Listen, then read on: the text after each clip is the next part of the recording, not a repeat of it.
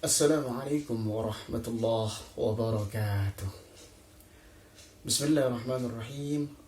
Alhamdulillahilladzi anzala ala abdihi alkitab wa lam yaj'al lahu 'iwaja qayyiman liyunzira ba'san shadidan min ladunhu wa yubashshira al-mu'minina alladhina ya'maluna as-salihati anna lahum ajran hasana. Allahumma salli ala sayyidina Muhammadin al-Fatih lima ughliq wal khatim lima sabaq nasir al-haq bil haqq wal hadi ila siratikal mustaqim wa ala alihi haqqa qadrihi wa miqdarihi al-'azim. A'udzu billahi as-sami'il 'alim minasy syaithanir rajim. Ya ayyuhalladzina amanu taqullaha haqqa tuqatih. Wa qala ta'ala يا أيها الذين آمنوا كتب عليكم الصيام كما كتب على الذين من قبلكم لعلكم تتقون. Anak-anakku, siswa-siswi SMK Putra Indonesia Malang yang sangat saya sayangi, yang sangat saya rindukan, saya percaya kalian semuanya juga sudah mulai jenuh di rumah, ingin kembali beraktivitas, ingin kembali ke sekolah, bertemu, bercengkrama dengan teman-teman, menikmati sajian pelajaran, tugas, dan lain sebagainya. Tentu kalian juga rindu cilok pojok SMK Putra Indonesia Malang, rindu batagor, siomay di sana, makanan kantin, minumannya Pak Bambang dan lain sebagainya. Tapi percayalah, kita semuanya ingin segera keluar dari situasi seperti sekarang ini. Oleh karena itu, kita juga harus bersabar, bersyukur kita masih diberikan kehidupan oleh Allah Subhanahu wa Ta'ala. Bersabar kita berada pada situasi yang kurang mengenakan seperti sekarang ini.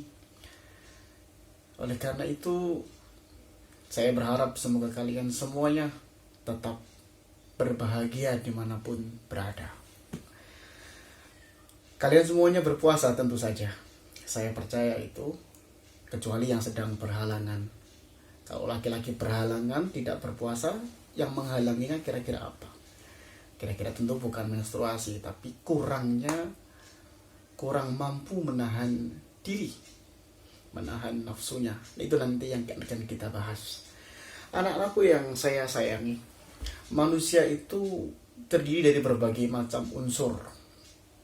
Kita tahu yang bisa kita sentuh, ini apa namanya? Jasad, fisik. Semua manusia dan disebut manusia ketika dia punya fisik, bisa disentuh, bisa dijewer, bisa dipites irupnya, bisa ditarik janggutnya, bisa kita lihat, kita rasa kehadirannya dengan panca indera, bisa kita sentuh. Tapi bukan yang, kecuali yang bukan muhrim, jangan asal sentuh. Ada telinga, bisa kita untuk mendengarkan suaranya. Artinya fisik mereka ada kelihatan, itu disebut manusia. Kalau fisiknya nggak ada, hanya ada suaranya, nah kita tentu akan takut itu bukan manusia berarti. Angin, fisiknya bagaimana? Nggak tahu. Mungkin kalau dilihat dari mikroskop elektron atau mikroskop atau alat pembesar lainnya, mungkin kelihatan warna angin itu seperti apa. Hantu, nah kita tidak tahu juga. Jin, kita tidak tahu karena mereka tidak memiliki fisik, tidak memiliki jasadiah. Kita punya jasmani, kita punya jasad. Jasad itu harus kita penuhi karena jasad itu bertumbuh. Lahir dari bayi yang ukurannya kira-kira berapa sentimeter itu, mereka bertumbuh.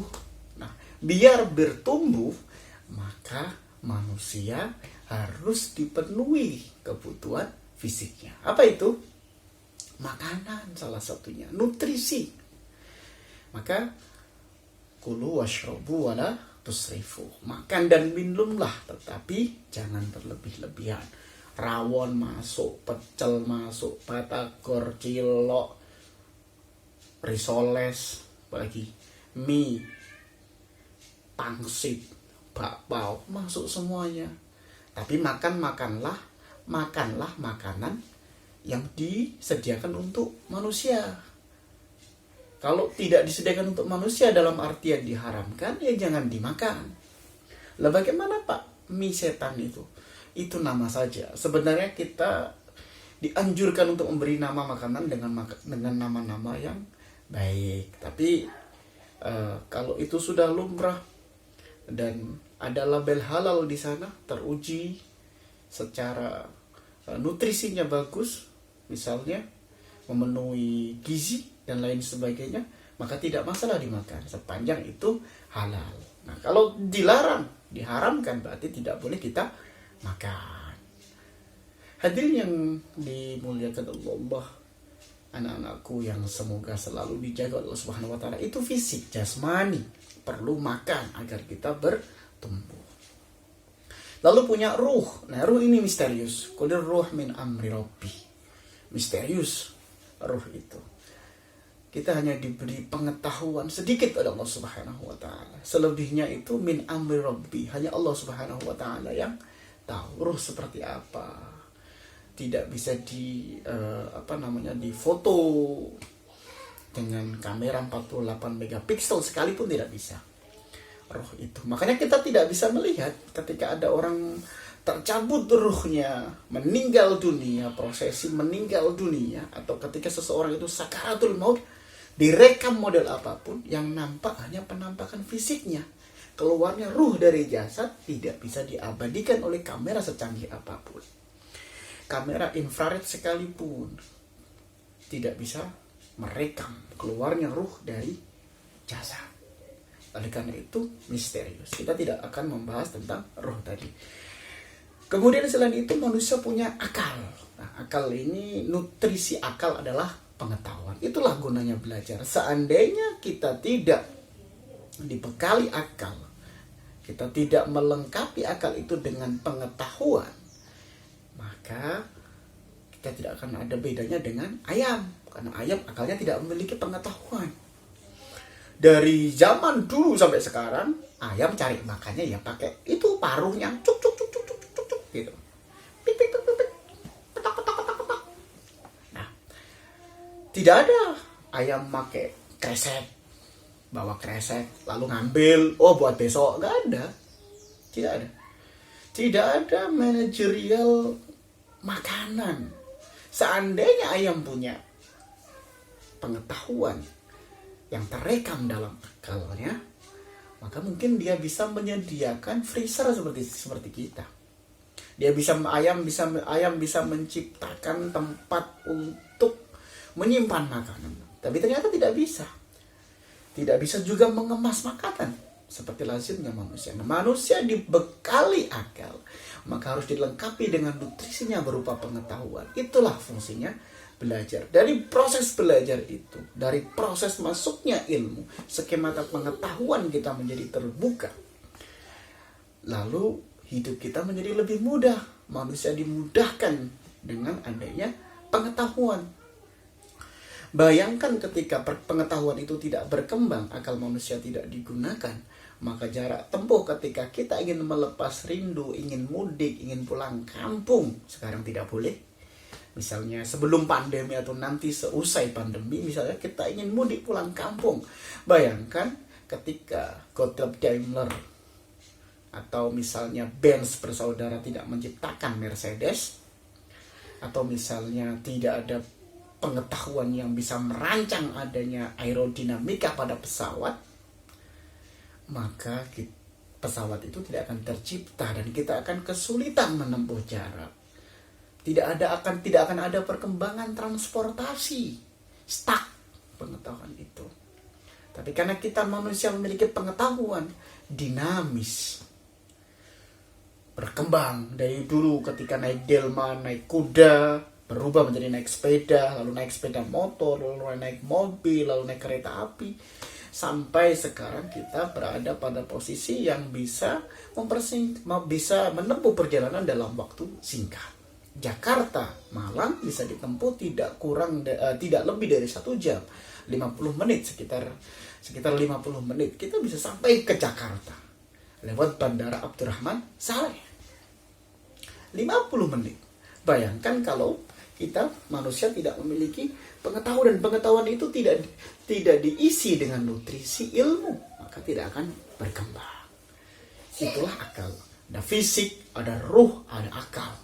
Lalu ada hati, merasa, berempati, bersimpati, itu hati. Maka ketika manusia punya akal, punya fisik, tak punya hati, dia bukan manusia. Itulah ada namanya kemanusiaan. Dia tidak memiliki kemanusiaan, dia tidak manusiawi. Berarti dia tidak punya empati, tidak punya simpati, tidak punya feel, tidak punya deep feel di sini. Hati tempat untuk merasa, menimbang rasa. Mafaka fi sodri, itu ketika ada keganjalan dalam hati, berarti jangan-jangan itu dosa. Maka ketika kita berbuat yang melanggar aturan, kadang-kadang hati kita resah, tidak nyaman. Karena memang hati itu diciptakan untuk menimbang rasa-rasa yang tidak nyaman. Itu berarti ada sesuatu yang tidak beres, entah itu melanggar batas kewajaran, ataukah itu justru melanggar peraturan, norma agama, norma sosial. Ada rasa tidak nyaman, maka hati kita harus jaga dengan baik agar hati kita, kolbun kita menjadi kolbun salim, hati-hati yang selamat, hati yang dengan begitu mudah berempati pada sesama, bersimpati pada sesama, hati yang memiliki rasa welas asih, hati yang memiliki rasa peduli. Hadirin yang dimuliakan Allah Subhanahu wa taala, anak-anakku yang sedang berada di rumah, maka hati ini nutrisinya apa? Zikir. Maka hati kita gembleng dengan zikir. Kita beri nutrisi, membaca Al-Quran, tilawah Al-Quran. Ini menenteramkan hati. Nah, jangan lupa pendahulu kita memberikan syair yang berisi hal yang luar biasa. Tombo ati iku ono. Nah, itu ada berapa? 5. Nah, ada 5. Nah, moco Al-Quran, angan-angan sama nih. Membaca Al-Quran, zikir, salat wengi, wong kang soleh, ati kumpulono. Maksudnya mengaji, mengeja dan mengaji. Wong kang soleh kumpulono itu maksudnya adalah kita belajar kearifan ilmu, kearifan agama pada orang-orang yang soleh, belajar akhlak. Karena apa? Karena seseorang yang tidak memiliki akhlak itu seperti lalat. Man laisa lahul adab kadzdzubab. Barang siapa yang tidak memiliki adab, tidak memiliki akhlak, tidak memiliki sopan santun, tidak memiliki etika, kadzdzubab. Dia seperti lalat. Lalat itu hinggap di mana saja dia berada. Ya. Tapi dia kehadirannya tidak diharapkan orang, dikibas, di makanan diusir, di hidung dikibas ini. Kadang malah disemprot baygon. Itu lalat, kadzdzubab. Man laisa lahul adab kadzdzubab, itu pepatah Arab. Barang siapa yang tidak memiliki adab, memiliki etika, dia seperti lalat. Hadirin yang dimuliakan Allah Subhanahu wa taala, selain memiliki jasad, roh, akal dan hati, manusia juga memiliki nafsu. Nah, ini tantangannya manusia. Ketika manusia itu berdinamis, ketika manusia itu berproses, maka oleh Allah Subhanahu wa taala dia diuji dengan hadirnya nafsu. Nafsu ini menguji sekaligus memotivasi. Loh, kok bisa? Iya, nafsu. Bayangkan manusia tidak memiliki nafsu makan, maka dia tidak akan memiliki adventure selera.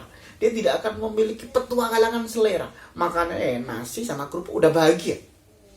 Tapi karena dia memiliki petualangan, dia memiliki nafsu, jiwa untuk memenuhi nafsu, ya ada nafsu makan, maka makanannya pun bermacam-macam.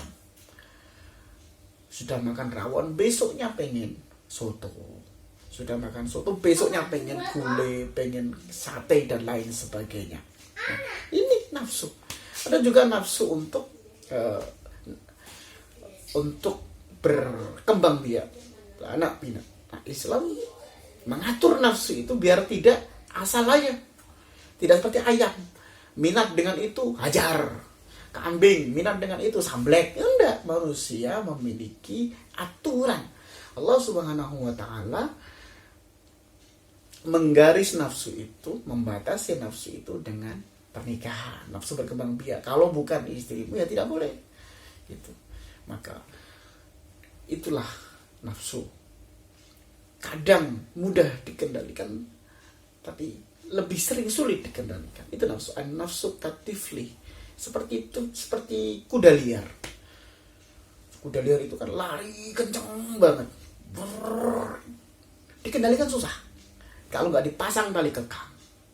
Nah, puasa ini adalah bagian dari rahasia Allah Subhanahu wa taala untuk mengendalikan nafsu. Ibnu Arabi dalam kitab Futuhat Al-Makkiyah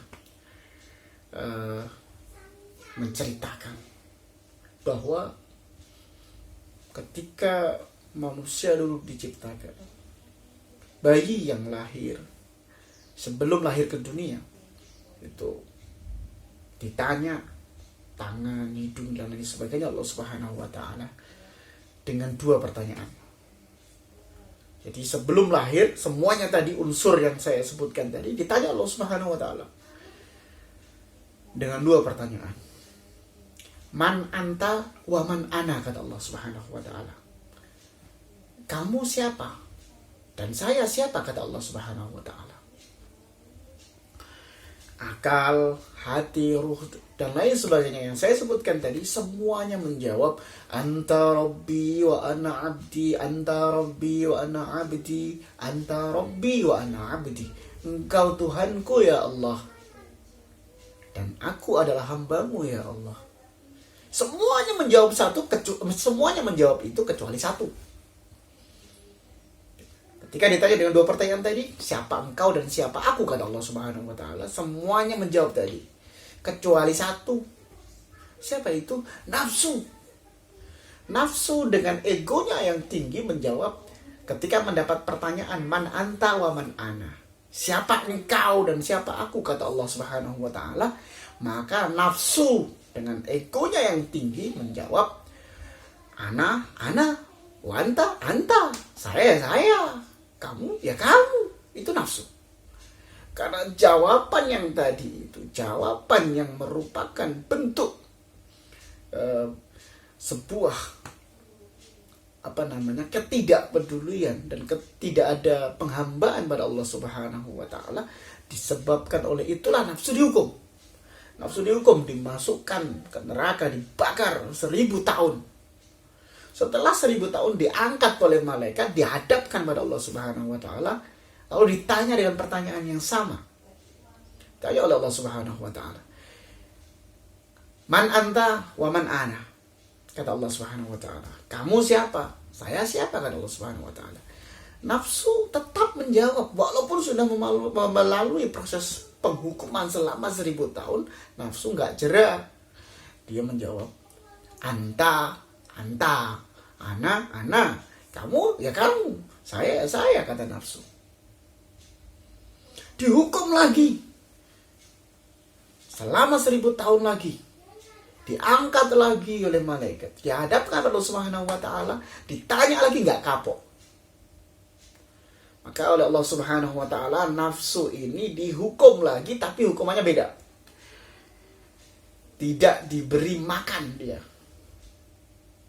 Jadi nafsu diserang dengan rasa lapar yang luar biasa. Selama 1000 tahun diangkat lagi, takluk dia. Dia akhirnya jawab, anta rabbi wa ana abdi. Engkau adalah Allah Tuhanku dan aku adalah hambamu, kata nafsu. Dari sini kita bisa mengambil pelajaran bahwa salah satu cara menundukkan nafsu adalah dengan perut yang tidak kenyang. Dan puasa ini adalah salah satu madrasah, salah satu fase penyekolahan nafsu. Nafsu disekolahkan selama sebulan penuh. Dia menjadi lemah, dia tidak brutal, dia tidak agresif dengan adanya fase Ramadan ini. Maka kita harus bersungguh-sungguh membina nafsu kita, biar nafsu kita terbiasa. Terbiasa bagaimana? Terbiasa sesuai arah, sesuai jalur. Nah, oleh karena itu ketika puasa lalu berbuka, ketika berbuka maka memang disunahkan takjilul iftar, jadi menyegerakan berbuka, tapi nggak boleh langsung sikat semuanya. Kolak dimakan, onde-onde limo dimakan, weji dimakan, nggak boleh seperti itu, bertahap. Sunnahnya berbuka dengan kurma. Nah, jangan lupa puasa itu wajib, sholat maghrib juga wajib. Jangan sampai karena asik berbuka kita melalaikan sholat fardu tadi, sholat maghrib. Maka pola yang baik adalah ketika mendengar azan Allahu Akbar, Allahu Akbar, langsung Allahumma barik lana fima razaqtana wa qina adzabannar. Makan kurma. Kalau nggak ada kurma, minum air putih. Lalu berdoa, Allahumma laka sumtu wa bika amantu wa ala rizkika aftartu lahabat zama'u wa batallatil uruku wa sabatal ajru insyaallahu ta'ala. Baru sholat maghrib. Kalau laki-laki di masjid dengan physical distancing, dengan menjaga jarak. Kalau tidak ada pandemi, ya rapat softnya. Lalu yang putri sholat di rumah. Setelah sholat maghrib, maka lanjut, silakan mau makan apa. Orem-orem, gulai kambing, pecel, atau yang lainnya. Tapi jangan sampai terlalu kenyang. Kenapa? Karena jeda antara maghrib dan isya itu tidak panjang, pendek. Kira-kira 45-60 menit saja. Maka kadang-kadang kita nggak terasa, begitu makan sudah ada di Allahu Akbar, Allahu Akbar. Nah, ternyata sudah ada isya. Bayangkan kalau kita kekenyangan lalu sholat isya, Allahu Akbar, Bismillahirrahmanirrahim, Alhamdulillahirabbil alamin. Kekenyangan. Maka kita atur pola makan dalam rangka tadi mendidik nafsu kita. Anak-anakku yang saya cintai dan sangat saya rindukan, maka pada bulan yang luar biasa ini kita manfaatkan itu. Mari anak-anakku yang belum berpuasa, belum terketuk hatinya untuk berpuasa, mumpung masih ada waktu berpuasa, kita berpuasa. Kita manfaatkan dengan sebaik-baiknya. Lalu anak-anakku putri yang sedang menstruasi, ketika pagi sampai petang Anda tidak berpuasa, tetap amalkan ibadah yang lainnya. Membaca sholawat, berzikir, menyiapkan buka untuk orang yang berpuasa, bersedekah dan lain-lainnya, tidak boleh surut. Oh, saya mens, maka ibadahnya berhenti, ganti drakor. Jangan. Drakor atau lihat film itu bisa dilakukan di waktu yang lain. Maka oleh karena itu, kalau Anda nggak bisa menahan diri untuk drakor, bagaimana? Ya silakan, tapi juga harus diimbangi dengan ibadah. Drakornya 15 menit, ngajinya berapa menit. Nah, hadirin dimuliakan Allah Subhanahu wa taala, anak-anakku yang sangat saya rindukan, sebentar lagi kita akan ditinggalkan oleh bulan Ramadan ini. Bulan yang luar biasa ini, pahala dilipat gandakan.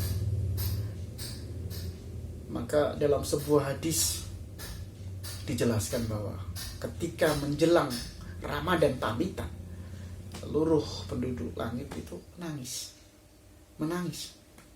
Langit menangis. Kenapa? Karena bulan yang agung dalam satu tahun itu, yang luar biasa itu cuma satu bulan Ramadan. Memang ada bulan yang dimuliakan, tapi yang seperti Ramadan itu cuma satu Ramadan aja, nggak ada yang lain. Bulan yang sholat sunnah mendapatkan pahala seperti sholat wajib, itu cuma Ramadan. Di dalamnya ada Lailatul Qadar, cuma Ramadan. Maka nangis semuanya. Kalau kita nangis juga, nangis gak punya baju baru, oh tidak, maka kita juga harus membriefing diri kita, belajar untuk juga rindu dengan Ramadan, melepas Ramadan dengan penuh rindu, dengan harapan Ramadan tahun depan kita bisa bertemu lagi, kita bisa beribadah lagi, bisa bertilawah lagi, bisa tadarus lagi. Anak-anakku yang sangat saya sayangi, maka menjelang akhir ini, menjelang bertemunya nanti dengan Idul Fitri, maka pesan saya, ketika nanti malam takbiran, jangan lupa juga ditanyakan di bapak ibunya, sudah zakat fitrah atau belum. Sebelum sholat id itu paling lambat membayar zakat fitrah. Lalu pada malam idnya itu disunnahkan untuk memperbanyak zikir. Zikirnya bagaimana? Takbiran. Man ahya lailatul id la yamutu qalbahu. Barang siapa yang menghidupkan malam Idul Fitri, malam Idul Adha, kalau saat ini berarti Idul Fitri. Barang siapa yang menghidupkan malam Idul Fitri dengan mengingat Allah Subhanahu wa taala, dengan bertakbir, bertahmid, bertahdir, Allahu akbar, Allahu akbar, Allahu akbar, la ilaha illallah, wallahu akbar, Allahu akbar, walillahil hamd, sepanjang malam. Nggak usah diiringi musik DJ, takbir biasa aja. Kalau diiringi musik sewajarnya aja, Rabbana, galon aqua dan lain sebagainya. Nggak usah pakai DJ, malah merusak kekhidmatan nanti. Nah, man ahya lailatul id, menghidupkan di sini, barang siapa menghidupkan malam Idul Fitri, malam Idul Adha, tidak akan mati hatinya. Hatinya tetap akan hidup. Hatinya tetap akan memiliki welas asih. Hatinya tetap akan bersinar. Nah, tadi itu syaratnya, menghidupkannya dengan ibadah, bukan dengan main remi, main kaplek, drakor sepanjang malam, tapi dengan berzikir menghidupkannya. Hadirin yang dimuliakan Allah Subhanahu wa taala, anak-anakku yang saya rindukan, mudah-mudahan kita semuanya keluar dari Ramadan menjadi pribadi yang dimaafkan oleh Allah Subhanahu wa taala, sebagaimana terkabulnya doa kita. Mudah-mudahan doa kita terkabul. Allahumma innaka afuwun karim tuhibbul afwa fa'fu anna. Doa meminta maaf. Mudah-mudahan kita, dosa-dosa kita diampuni, dimaafkan oleh Allah Subhanahu wa taala, dan mudah-mudahan kita segera bisa keluar dari fase yang menjenuhkan ini. Negara kita bisa keluar dari bisa melalui pandemi ini dengan baik, sehingga mudah-mudahan corona segera pamitan entah kemana, tidak ada lagi di Indonesia, dan kita bisa beraktivitas dengan normal, dengan wajar kembali. Akhirnya, kalau ada jarum yang patah, jangan masukkan dalam peti. Kalau ada kata yang salah, jangan masukkan dalam hati. Wallahul muwaffiq ila aqwamit thoriq. Wassalamualaikum warahmatullahi wabarakatuh.